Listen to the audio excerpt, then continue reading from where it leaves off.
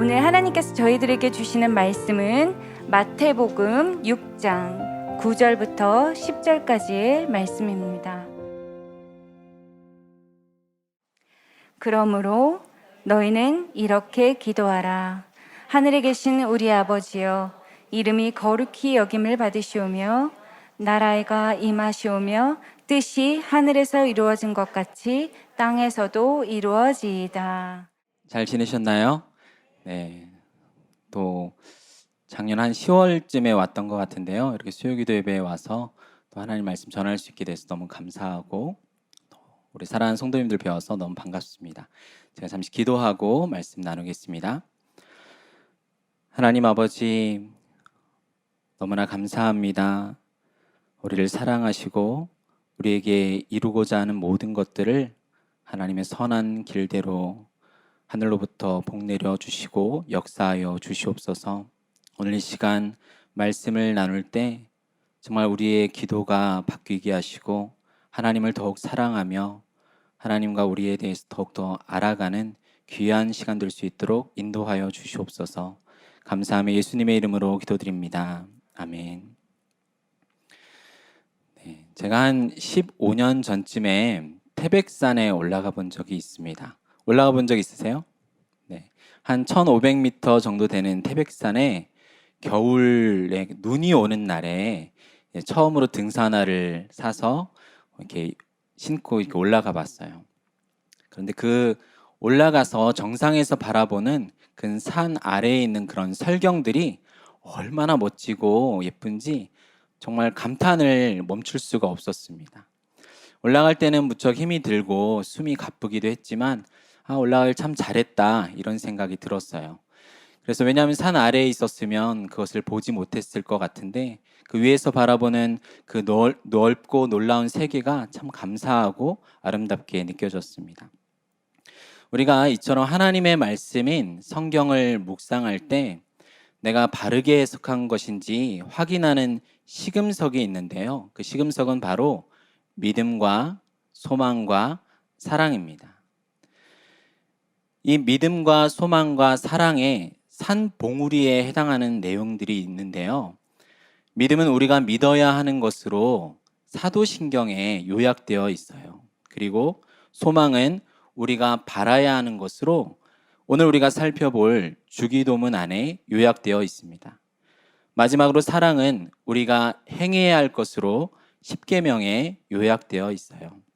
그래서 성경을 믿음과 소망과 사랑의 총화라고 이해했던 우리 많은 믿음의 선배들은 이 사도신경, 주기도문, 십계명을 강해하면서 이 체계를 세우고자 했습니다. 그래서 오늘 우리는 소망을 주제로 요약된 주기도문을 살펴보도록 하겠습니다. 하나님께서 우리 자녀에게 허락하신 은혜의 수단 중에 가장 중요한 두 가지는 바로 말씀과 기도입니다. 두 가지 모두 말하는 것과 관계가 있어요. 하나님의 말씀은 하나님께서 우리에게 말씀하는 것이고 기도는 우리가 하나님께 말씀드리는 것입니다. 우리가 누군가 교제할 때 대화를 통해서 서로 마음에 있는 생각과 감정을 주고받는 거잖아요. 이처럼 하나님과 그 자녀가 주고받는 영적인 사귐과 생명을 누리는 방법도 바로 말씀과 기도입니다. 물론 하나님께서는 우리가 말하지 않아도 다 알고 계십니다.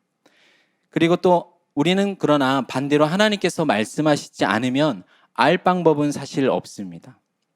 또한 마음과 생각이 밖으로 표출되는 게 바로 말이라면 우리를 사랑하시는 하나님은 우리한테 말씀하실 수밖에 없고 우리도 하나님을 사랑한다면 말할 수밖에 없습니다. 그런데 우리는 이 말씀과 기도를 통해 하나님과 교제를 하게 되는데 이 중요한 일에 서툰 경우들이 많이 있음을 우리 스스로도 경험하고 주변에서도 그런 이야기를 듣게 됩니다. 제가 20년 전 대학생 때 선교한국이라는 선교 대회가 이제 2년마다 한 번씩 열리는데요. 그때 주 강사였던 조지 머레이 박사의 설교를 듣는데 아주 인상적인 예화가 있었습니다. 한 사람이 이제 하나님께 나와서 하나님께 이제 말을 합니다. 하나님, 사실 제가 하나님을 위해서 준비해 온 것이 있습니다 하면서 이제 주머니에서 어떤 종이를 꺼내는데 그 종이에 이제 뭐라고 가득 적혀 있는 거예요. 내용을 읽어보니까 이런 겁니다. 하나님, 저는 이러이러한 대학을 가게 해주세요.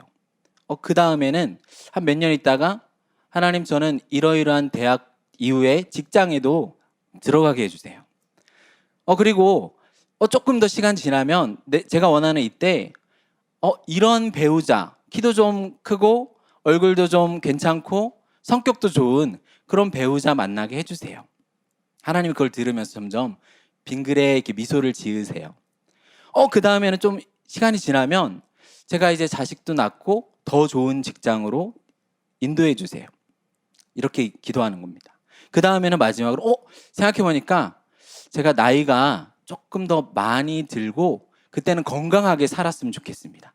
이렇게 기도의 내용을 이야기했어요. 그리고 마지막으로 하나님의 서명을 이제 마지막 부분에 받으려고 내미는 거예요.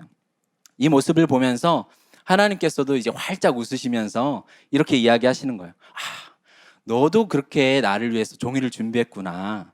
나도 사실 너를 위해서 종이를 하나 준비했어. 한번 들어보렴. 근데 말씀을 하지 않고 빈 종이만 내미는 거예요. 그 사람이 너무 놀라는 겁니다. 여기에 내 대학 어떤 대학 가는지 왜 안 써 있죠? 어딘 줄 알고 내가 여기다 사인을 하죠? 하나님 이렇게 말씀하세요. 나는 그래도 네가 사인하길 원한다.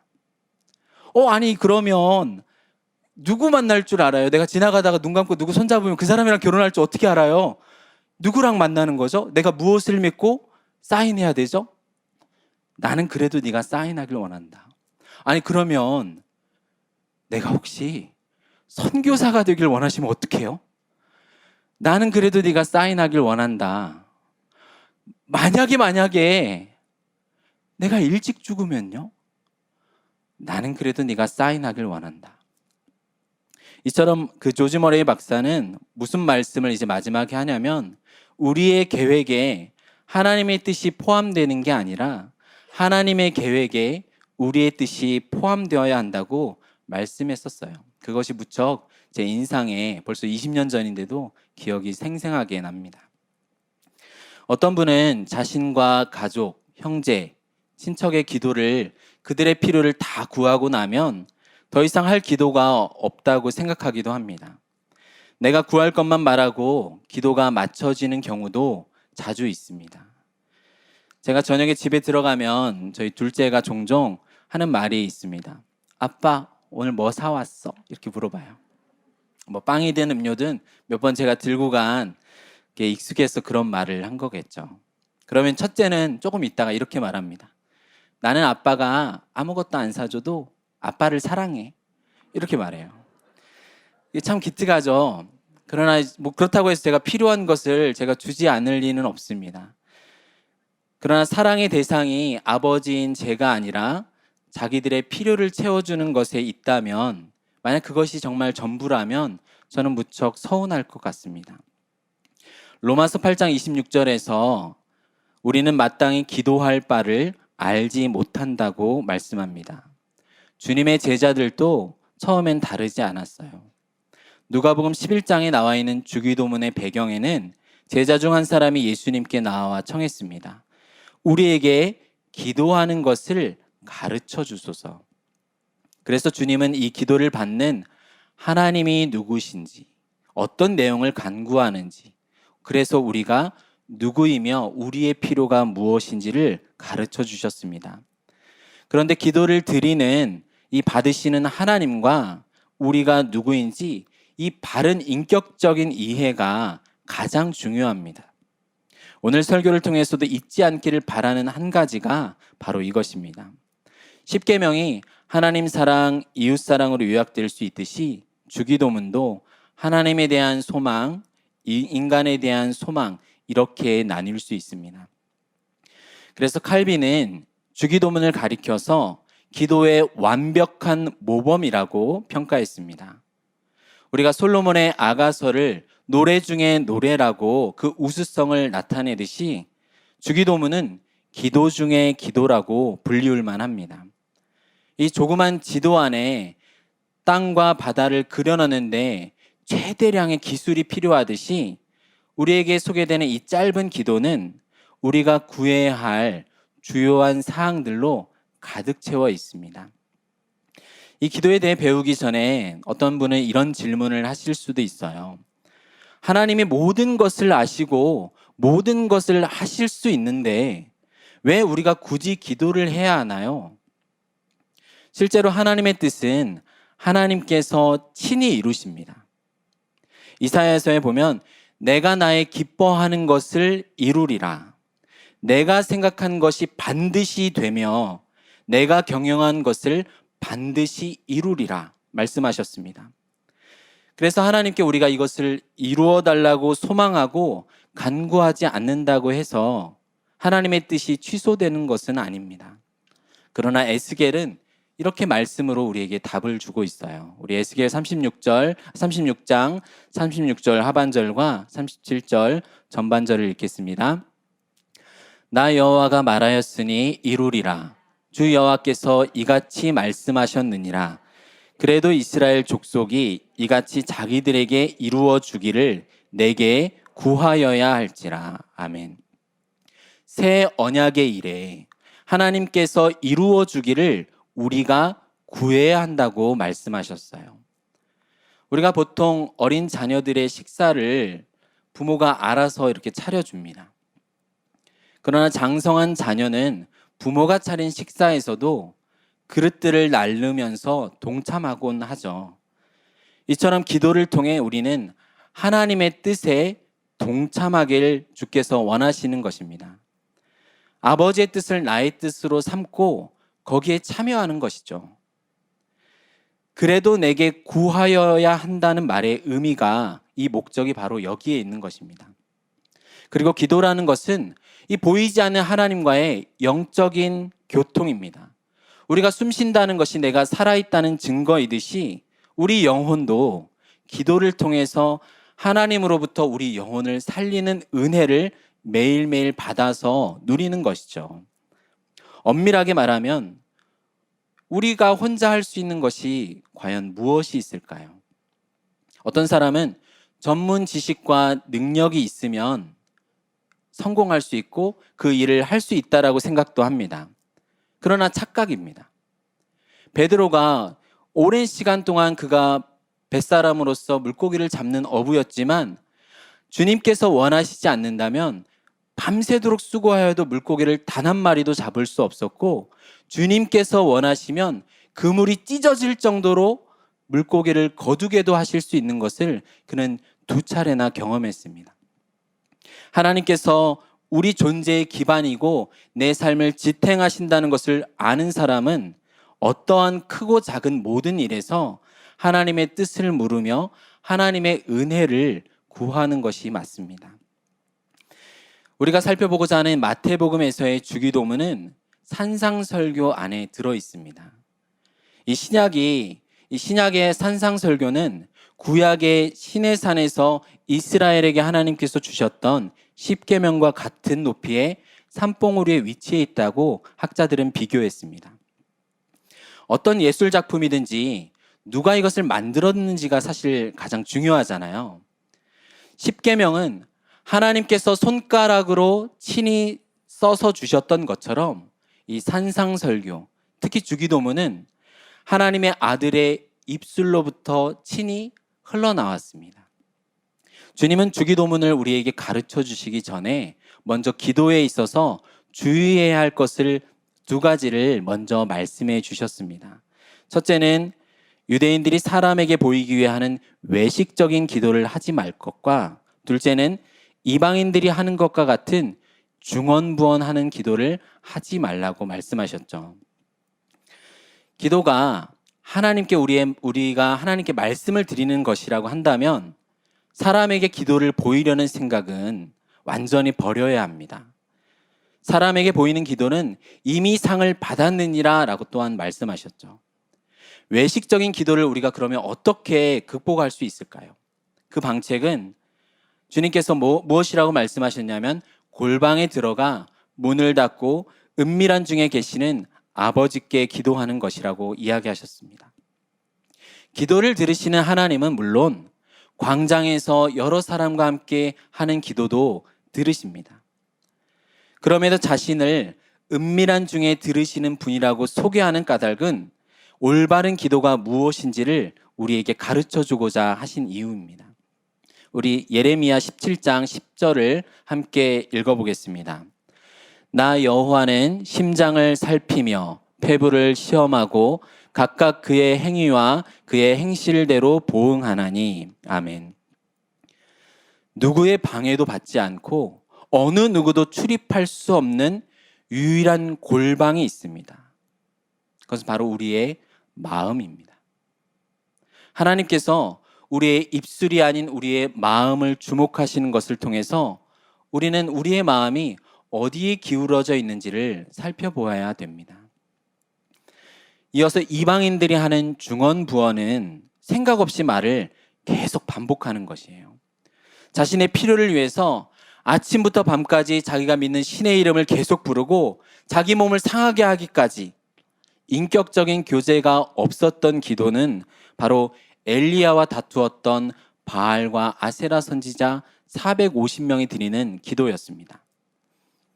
기도를 받으시는 분에 대한 사랑은 하나도 없었어요. 오직 내가 필요한 것만 청구서처럼 들이미는 기도가 바로 이방인들이 하는 기도입니다. 주님은 너희가 구하기 전에 너희에게 필요한 것은 있어야 할 것을 내가 다 알고 있고 주겠다라고 이야기하셨습니다. 우리가 하나님의 자녀라면 이방인들이 하는 땅의 의식주만을 위한 기도가 아니라 하늘의 의식주를 우리에게 달라고 구해야 할 것입니다. 거룩한 의의 옷을 우리에게 입혀주세요. 하나님의 말씀을 우리에게 먹여주시옵소서.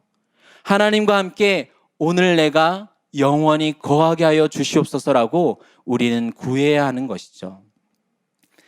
하나님과 인격적인 만남을 위한 장소는 바로 골방이고 그 골방은 우리의 마음입니다. 기도의 이유와 대상은 하나님과 하나님을 향한 사랑입니다. 이제 본격적으로 우리 주기도문의 전반부 내용을 한번 살펴보겠습니다. 우리 9절을 함께 읽겠습니다. 그러므로 너희는 이렇게 기도하라. 하늘에 계신 우리 아버지여 이름이 거룩히 여김을 받으시오며. 아멘. 주기도문은 단순히 날마다 암송해야 할 기도문으로 우리에게 주신 것이기보다는 기도라고 하는 것이 참으로 이런 순서와 내용을 담아서 이렇게 기도하는 것임을 깨닫도록 우리에게 가르쳐 주신 것입니다. 하늘에 계신 우리 아버지요. 이 하늘은 우리가 스스로 막 올라가서 침범하거나 마음대로 들락날락 하지 못하는 하나님께서 거하시고 다스리시는 신령한 통치 영역입니다. 요한계시록에서 볼 때 수많은 하나님의 피조물인 천군 천사가 주 앞에 있고 또 거룩한 성도들이 이제는 이 땅에서는 죽고 하늘에서 충만한 시간을 누리면서 하나님의 통치 안에서 안식하고 있는 영역이 바로 하늘입니다. 그래서 이 하늘은 우리 눈에 지금 보이는 단순한 공간은 아닙니다. 눈에 보이는 하늘이라면 저처럼 키가 큰 사람들에겐 하나님이 더 가까이 계시다거나 아니면 언덕에 있는 아파트에 사는 사람에게는 더 가까이 있겠다라고 이야기할 수 있지만 사실은 절대 그렇지 않습니다. 또한 하나님은 그렇게 말씀하시지 않아요. 또한 하나님께서 하늘에 계시기에 우리의 기도가 입술보다는 마음에서부터 우러나오는 것이어야만 합니다. 어떤 성악가의 목소리도 하늘까지는 닿을 수 없습니다. 오히려 하나님은 마음이 상한 자를 가까이 해주시고 충심으로 통회하는 자를 구원하신다라고 말씀하셨습니다. 마음으로 드리는 기도야말로 하늘을 여는 열쇠이고 믿음은 이것을 돌리는 손이 됩니다. 하나님께서 하늘에 계시다는 것은 땅과 대조되어 구별된 하나님의 속성과 성품을 말하기도 합니다. 하늘이라는 말은 이 땅에서의 시간과 공간의 제한을 뛰어넘는 표현입니다. 시간에 있어서 영원하고 공간에 있어서 어디에나 거하시는 무한하신 하나님을 우리에게 소개합니다. 이 시간의 제약 아래 있으면 모든 것들은 변하고 썩고 사라지지만 하늘에 있는 하나님은 변함이 없으십니다. 그래서 우리가 하나님께 드리는 기도의 내용도 이런 하나님의 성품과 능력에 무관하지 않습니다. 우리가 기도하는 내용을 잘 살펴보아서 일시적이지 않고 영원한 것들을, 잠시 있다 썩는 것이 아니라 변하지 않는 것을 구할 때 그 기도는 하나님께 어울립니다.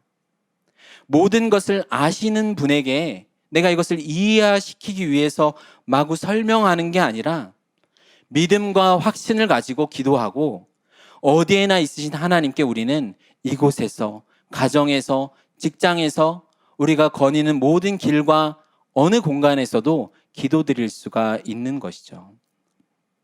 그런데 이런 하늘에 계신 하나님의 존재를 우리가 생각하다 보면은 이분은 우리가 감히 쳐다볼 수가 없고 가까이 다가갈 수 없는 놀라운 빛 가운데 거하시는 분이라고 생각할 수 있습니다. 그것도 사실입니다.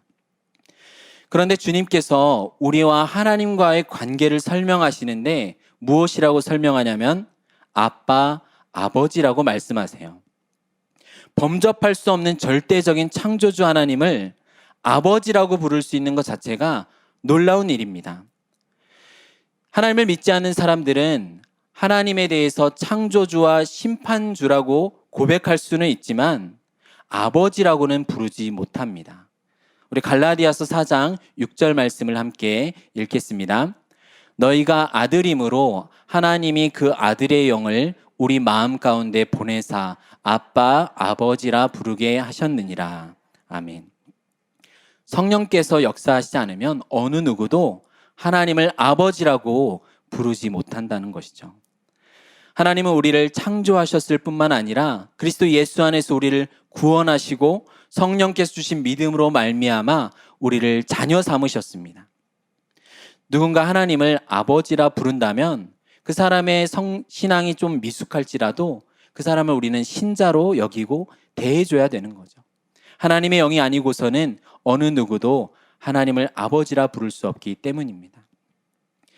산상수훈에서 이 주기도문이 들어있는데 이 산상수훈 전체에는 예수님께서 아버지라는 말을 총 18번 말씀하고 계세요. 17번은 내 아버지, 너희 아버지라고 이야기하시고 산상수훈 맨 마지막에 예수님께서 내 아버지라고 이야기를 하십니다.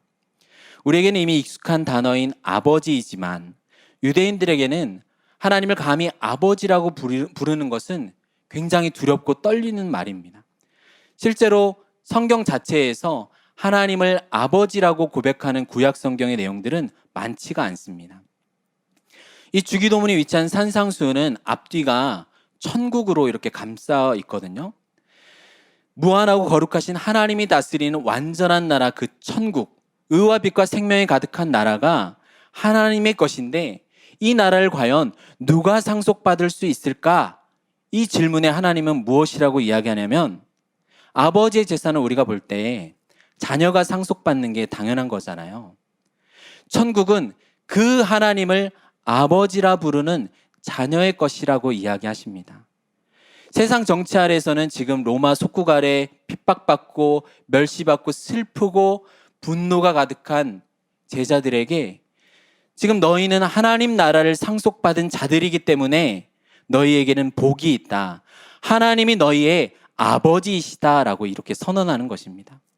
이렇게 말씀하셨을 때는 우리가 처음에 감히 하나님께 가까이 갈 수 없는 그 놀라운 하나님이지만 그 하나님이 바로 우리에게 모든 좋은 것을 주시는 아버지이시다라는 것을 통해 우리에게 위로가 있는 것이죠.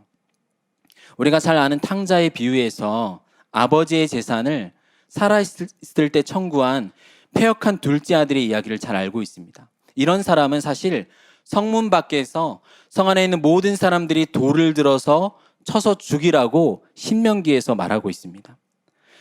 우리가 부모님께 잘못했을 때마다 이런 식으로 처벌했다면 우리 중에 어느 누구도 여기에 살아있는 사람은 없겠죠. 율법은 사실 하나님 아버지를 떠난 죄인은 그 형벌이 얼마나 무시무시한지를 이렇게 에둘러서 표현하고 있는 것입니다. 생명의 근원이신 하나님 아버지의 은혜를 떠난 것 자체가 그 아들에게는 죽음인 것이죠. 아버지가 살아있을 때 재산을 청구한 것도 잘못인데 그 재산을 마음대로 처분하는 그 패역한 아들, 그 아들의 이야기를 들었을 때 바리새인들은 어떤 장면을 떠올렸을까요? 아, 이 아들은 오자마자 성 안에 있는 사람들에게 돌로 맞아 죽겠구나. 그런데 아버지는 이 둘째 아들이 멀리서 올 때 오는 것을 기다리다가 보자마자 성경에서는 상거가 아직 먼데 달려나가서 아들을 맞이했다라고 이야기합니다. 뭐 예나 지금이나 다 큰 어른이 막 뛰어가는 것은 좀 좋은 모습은 아닐 수 있습니다. 그런데 이 아버지가 과연 왜 뛰어갔을까요? 우리가 앞선 이야기를 들었을 때 유추할 수 있듯이 성 안에 있는 모든 사람들이 돌을 들어서 그 아들을 쳐서 죽이기 전에 아버지가 먼저 달려나가서 그 아들이 내 아들이고 내가 이 아들을 용서한다 라고 그 아들을 보호하시는 것이죠.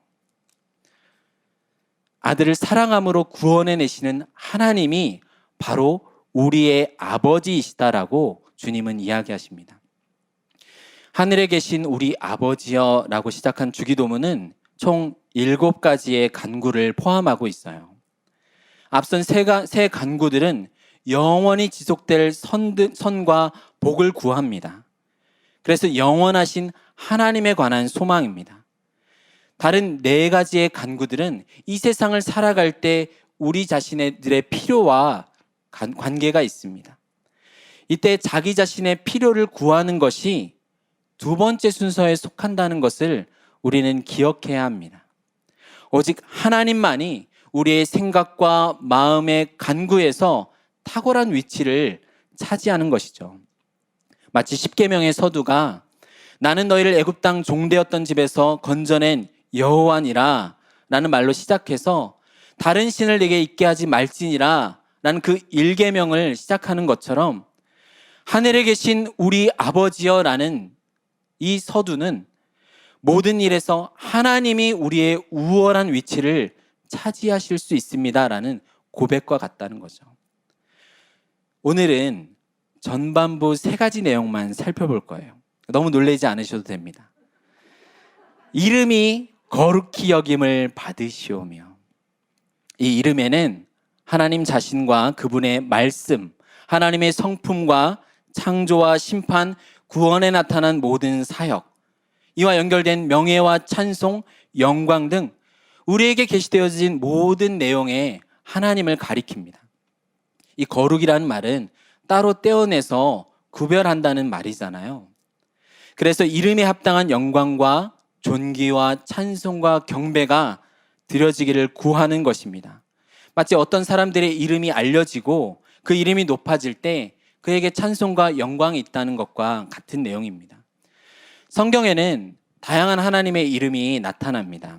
우리가 너무나 잘 알고 있죠. 스스로 계시는 자존자 여호와, 승리하게 하시는 여호와 니시, 평강의 근원이신 여호와 샬롬, 군대를 주관하시는 여호와 사바오트, 목자이신 여호와 라, 모든 것들을 이루시는 엘로힘, 우리와 함께 하시는 여호와 삼마, 지극히 높으신 하나님 엘리온, 우리를 고치시고 회복시키시는 여호와 라파, 영원한 생명을 주시는 여호와 올람, 세상 끝날까지 함께 하시는 임마누엘 등 여러 이름을 가진 하나님을 우리는 날마다 경험해야 합니다. 내 삶에 경험되지 않는 하나님의 이름은 나와 아무 상관이 없습니다. 이렇게 하나님의 이름을 추구한다면 주님의 이름이 기념되는 모든 곳에서 우리는 하나님을 만납니다. 단순한 주문으로 외우는 것이 아니라 우리의 인격과 존재가 하나님과의 만남을 경험하는 것이죠. 가장 최근에 우리가 만났고 우리가 높이길 원하는 하나님의 이름은 무엇입니까? 하나님의 다양한 이름의 경험이 내 삶에 누적되는 것은 하나님이 누구신지를 점점 더 알아가는 것이죠. 아버지로서 나를 붙드시고 보호하시고 고치시며 함께하시고 위로하시며 평강을 주시는 아버지이십니다. 그래서 어릴 적에 어른들이 기도할 때 이러한 삶에서 경험한 모든 아버지의 이름의 내용을 다 알고 그냥 딱 한마디를 부를 때가 있어요. 아버지. 저는 어릴 때 이 말을 이해를 못했습니다. 왜 그 이후에 기도를 하지 않고 계속 아버지 이것만 할까? 근데 삶에서 만난 그 아버지의 이름의 내용들이 너무나 풍성하기 때문에 그것을 묵상하면서 아버지 이렇게 정말 그 마음의 깊은 곳에서부터 하나님을 찾는 것을 보곤 했었습니다. 저도 나이가 조금씩 들어가면서 이것이 무엇인지를 아주 조금씩 알아가고 있는 것 같습니다. 우리 에레미야 13장 11절 하반절을 함께 읽어보겠습니다. 내가 이스라엘 온 집과 유다 온 집으로 내게 속하게 하여 그들로 내 백성이 되게 하며 내 이름과 명예와 영광이 되게 하려 하였으나. 그런데 가장 특이한 부분은 하나님의 백성이 그의 이름이 된다는 사실입니다. 우리가 하나님과 동행한다면 우리의 인생들 모두는 하나님의 이름으로 굽이굽이 만나게 됩니다. 그런데 하나님의 이름을 나에게 우리에게 두셨다는 사실이 얼마나 놀라운 영광과 찬송이 됩니까? 나의 죄악과 거짓된 모습에도 불구하고 나를 그리스도의 십자가 안에서 용서하시고 성령을 통하여 더욱더 매일매일 거룩하고 흠 없는 자녀로 빚어가시는 이 삶이 하나님께 찬송과 영광이 되게 하셨습니다. 그래서 기도하는 자는 하나님의 이름을 지니고 있는 자들입니다. 우리 10절을 오늘 함께 읽겠습니다.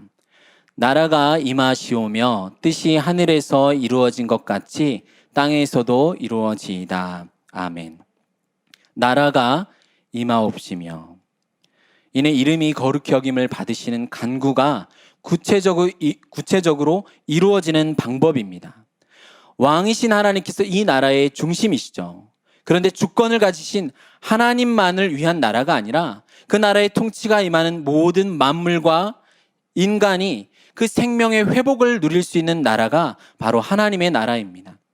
그래서 우리 믿는 우리의 모든 간구와 소원의 이 최대치가 바로 하나님 나라인 것이죠. 개인의 소원이 이것을 넘어설 수는 없죠. 세상 나라는 아무리 길어야 1000년을 넘을 수 없지만 하나님 나라는 영원하신 하나님께서 이루시는 멸망하지 않는 영원히 견고한 나라입니다. 주권이 바뀌지 않기에 이 나라 안에 사는 백성들은 안전하고 생명과 풍요가 가득 넘치는 나라인 거죠. 그런데 이 나라는 성경에서 우리 눈에 보이는 나라가 아직은 아니라 우리 가운데 임한 나라라고 또한 이야기합니다.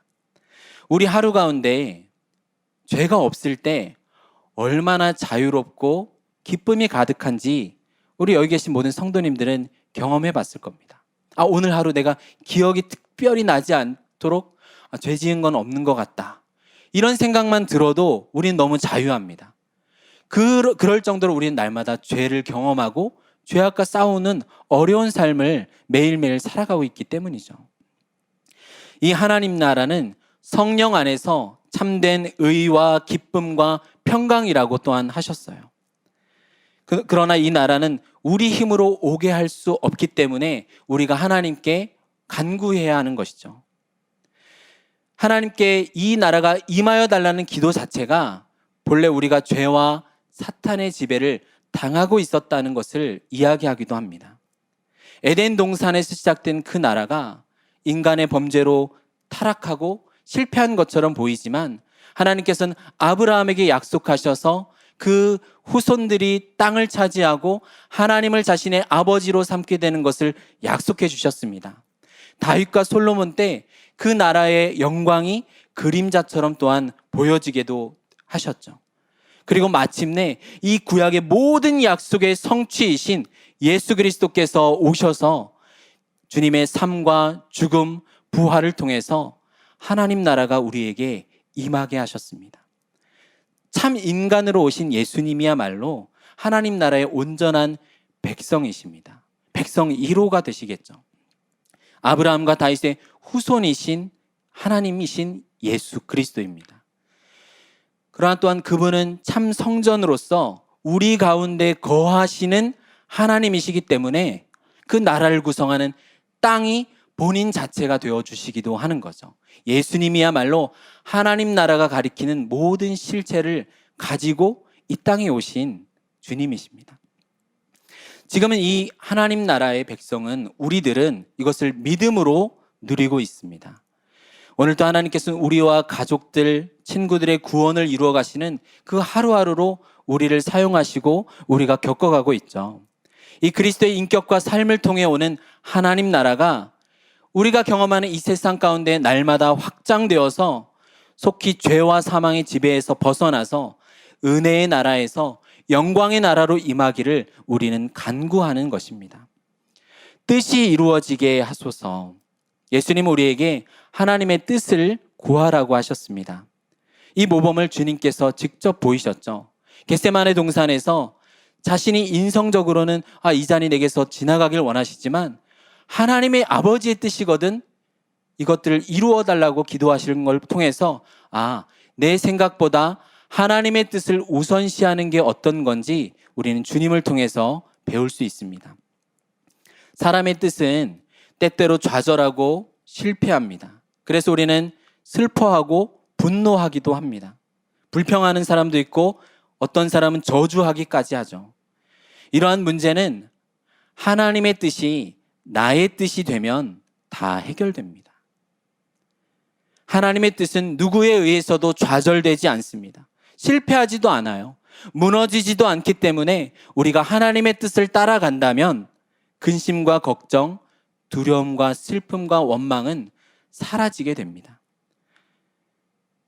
이것이 쉽지는 않습니다. 어느 누가 이것을 모른다고 안 할 수 있는 것일까요? 그러나 하나님께서 이것에 우리에게 두신 책임과 영광이 실로 놀랍고 큰 것이죠.